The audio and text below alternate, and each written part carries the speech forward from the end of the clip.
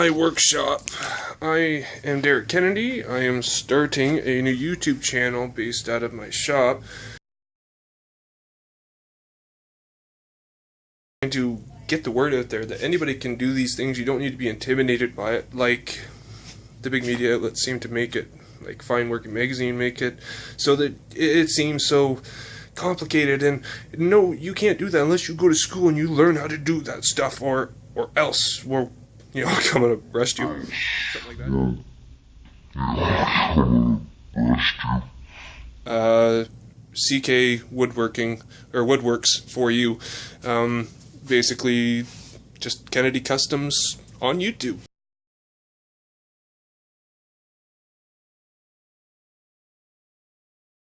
Array, but I'll give you a bit of a tour. My old saw quit on me right in the middle of a million projects going on, and I had to go out and buy this new rigid 10-inch cast iron top saw, which is great. I love it. One thing I built onto it was this plywood and 2x material extension wing.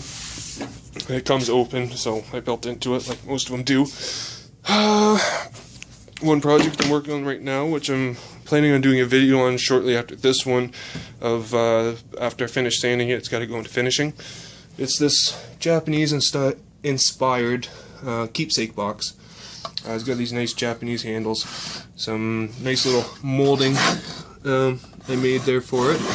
These legs, this ash legs and cherry splines in it, you see those. Again, some ash Japanese inspired handles. Here, actually, you can see it. All in all, it turned out really nice, especially since I was kind of rushed. Cherry handle. I'm not sure what this wood is on top. I think it's a mahogany, an African mahogany, but it came out of a pallet, and I really liked the grain structure in it, and it goes really well with the cherry. So, you know, it turned out, all in all, quite nice. And there's half of the stuff in my shop. The idea came from YouTube, like this dust collection cyclone here. Still needs a little work. I haven't had time to go and get the proper fittings, so right now it's kind of rigged together with some tape, painter's tape at that, but it works. I got sick and tired of cleaning out that shop back there because the fine dust and everything, it would all, you know, clog the filter. Anyone that has a shop knows this, and it's a big pain to have to clean it out, and dust flies everywhere when you do it. And it's winter time right now, and I really don't want to go outside and do it. It's cold out there. As you can see, it's you know, snowing right now. It's cold. That's my lawn tractor covered up out there. Something else around the shop. There's my board I just made, my dry erase board. I've got the hanger system up there that I haven't quite finished off. The few clamps that I do have, I really need to go get more, but so far these few have done okay. You can never have too many clamps, and I just haven't had the money to go and, you know, spend the money. Especially, I want some parallel clamps, but they're so expensive, and I know that they're worth the money, but I have 2 kids and a wife, and you know, rent to pay and all that, and it's expensive. That's the most important thing in my shop. That radio right there saves my life. I'd go crazy without it. Got my shop lasagna. It's great. Our 4331 13-inch thickness planer, which is also currently down and out. Coincidentally, that planer and my old table saw quit on the same day. I don't know what's wrong with the planer. It just won't turn on all of a sudden. It worked fine, shut it off, turn it back on, won't turn on. It has this little safety breaker here, because in case the motor goes to overheat, then this trips, so you don't blow your motor up. And I think it's actually blown, not the motor, but the breaker. So it's got to go to the repair shop. It's all under warranty, so it's okay. There'll probably be a video build on it when I do get to it. I want to build a system for this to sit on a shelf above the shop vac, and it'll be a solid a unit that can be tucked in the corner. And over here we got my spindle sander, and it's sitting on top of my router table right now because I don't have a space for it. I'm in the middle of moving my shop around. Since the table saw came in, I've had to move the shop around a bit, and kind of decided it's time. When I built the shop, I didn't know enough about what I needed, and now that I've been into it for just over a year, I need to make some changes, like that workbench. Too big, too bulky, needs to be smaller, maybe two two, one that fixed and one that that will move around and be kind of an assembly table. Then I got some lumber here, some 2x material glued together, some ash, some more 2x material, one strip of oak that was supposed to be for a jewelry box, but we never got around to it. Chainsaw with one of my friend's trees came down, and we managed to cut this one big chunk of the trunk up. I don't know if you can see it. It's big. There. Well, about 3 inches of solid maple. It's probably about 12 inches wide. And it's sitting there drying right now. I really want to get into it, but it's still too wet.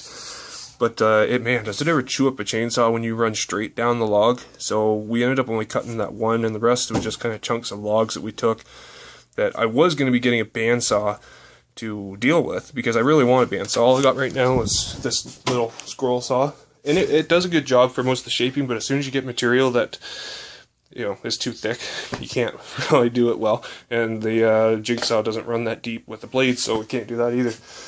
So when I ended up having to buy the table saw. My bandsaw kind of went on hiatus for the time being, but there will be one.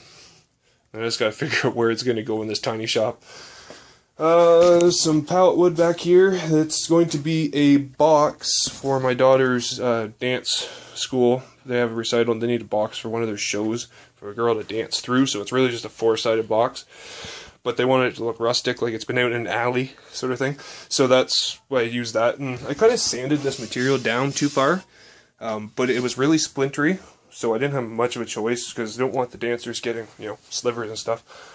So I'm gonna have to do some aging with it. Wood Whisperer has a good video on using baking soda to age wood, and actually learned how to ebonize lumber through some videos on YouTube. Like I said, YouTube's a big inspiration. Most of what I know has come from YouTube originally. This is some, I think it's called iron oxide. It's basically vinegar and steel wool, and you let it sit. And even when you put the wood in, touch the wood on it, or put this on the wood, it reacts with the tannins in the wood and turns it black, well, a shade of black. And if you're not getting quite enough, if you do tea in vinegar or tea in water, tea is full of tannins, so if you put that on first and then the iron oxide, then you get it darker because you've introduced more tannins. The downside of that is you have to have your finished product ready for it first. It can't be sanded or anything because it only does the top layer of the wood. So as soon as you sand, you actually take that ebony out. But I'll do a video of the table I built for my grandmother that I had those little ebony cherry splines in it, because it turned out really nice. And I'll kind of, you know, just give you a little walk around of it. If you visit my Facebook page, it's Kennedy Customs. You'll see pictures of the build on there. Also on Twitter, it's, what is it? KC Kennedy Customs _woodwork. And there's some pictures of it on there. I believe I posted too. And I do try to update all my builds on those media platforms. I'll take you out in the garage, show you a couple of things that I plan on doing, because the whole point of this channel is to kind of show everybody that anybody can do this stuff. You don't have to know what you're doing. You can teach yourself, because I'm 100% self-taught. Especially over the last year, I've really had to push myself and develop skills to do these things. And I'll have perfect example of what you can do without even knowing anything in just a minute. Just hold on a sec, I'll take you at the garage. Okay, back in the garage. It's a long trip up the stairs. That's my main source of lumber right now. Most of it's ash, because I get a good deal on it, and it's a stable wood, it's nice to work with, and it's relatively cheap. You can always, you know, cheap's good. I also got some cherry here, getting down on it. I like cherry, it's beautiful wood.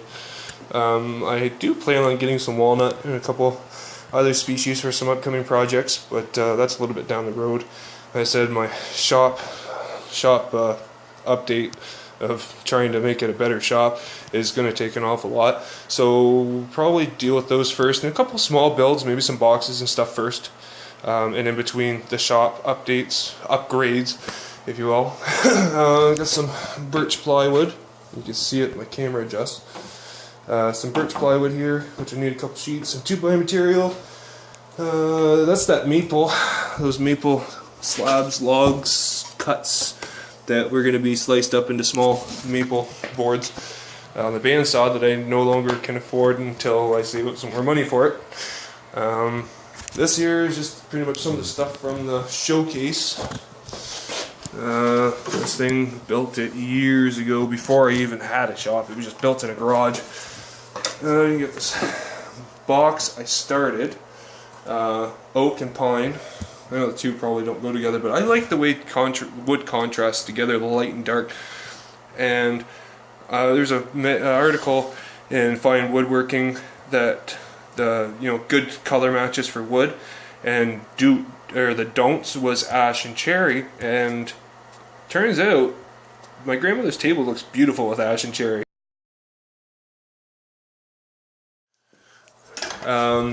This box here, also built, I think, right after I did this chest, which we'll go into that in a minute. But this box is all pine, except for the bottom. There's a little piece of ash, and well, a few pieces of ash, and then some ash splines here along the edge. And you can see the edges are kind of shaped to a 45, which the bottom is cracked now because my daughter dropped it off a high dresser. I must have hit the wrong way. And then some there's some pine ash, and so they get progressively smaller as they go down until they get this big piece here. And I did this within the first 4 months of having a shop, after kind of practicing, cuts and how to use and how to do things properly, or how to make things fit, and how to tune up the table saw, which was really, I wish I'd never bought it. It gave me more headaches than I'm glad it died. So yeah, I mean, it turned out quite well, and it's not, $1 million box, but my daughter loves it, and I built it for her, and I thought it was a good project to start trying to learn on. And it really was, because I learned a lot just from doing this small little box. And if you start trying to do these things yourself, you'll kind of notice how much value comes even doing small little things like trying to do a perfect 45-degree miter joint. You'll never get a perfect 45-degree miter joint, but you can get close, and test cuts and practice and make sure your table saw or whatever you're using is tuned up properly. Or you can just do it by hand, by eye, by making sure you mark out your guidelines with a pencil and a straight edge ruler and just taking your time with it and staying, where you need to stay. Now onto this chest. This was literally the first thing I built. It was a huge woodworking project for me, and it was based off of Norm Abram from New Yankee Workshop. He did an episode with building a pine blanket chest, and I watched it. I said, I could do that. It popped in my head. I want to build that. I'm going to build that. I can do that. And I had no idea. I'd done construction, but this is totally different. So I had this lid live edge. I kept the shape and contour of a board I had, and it's glued up with 4 other pieces. So 1, 2, 3, 4, and you can probably see them. I didn't know enough about lining up grain either then, and you can tell that in the lid. I actually almost sold this last night. Guy wanted it, and his wife didn't want to pay the money for it, so it never got sold. So it's going back into my bedroom because we like it. All these raised panels were all cut on my table saw, and as you can see, they're recessed on the front. And they're done very simple with rabbet joints and inserting them into these dados here. If you can see it, these dados right here where all the joints get put together. It's basically tongue and groove construction, and they all get slid in together, glued and clamped. And I think this whole chest, other than the piano hinge there, is done with glue, and it's not falling apart. So these are kind of things we're going to look at. Also, we have this wine rack here. Put the bottleneck in the hole and let it hang. Bunch of small projects, just things that everyday people can do. You don't have to have fancy machinery to do it. So keep an eye out because we will be starting a build as soon as I get some of the details worked out. And I know this is a very long video. I might try to split it into two and warn everybody. But I felt like I had a lot to say, and I'm also going to put an inspirational video out there, just kind of how I got into this, who inspired me, where I get my project ideas from, and so forth, shortly after this. So keep an eye out for that. If you like what we're planning on doing, subscribe and like this video, because I do plan on putting a lot of content out there, probably a video a week, maybe every 2 weeks to start till we get things ironed out, and then probably a video a week after that, and we'll see what we can do, because maybe I want to reach as many people as I can and get the word out there you can do these things. So from me to you, wood is for you.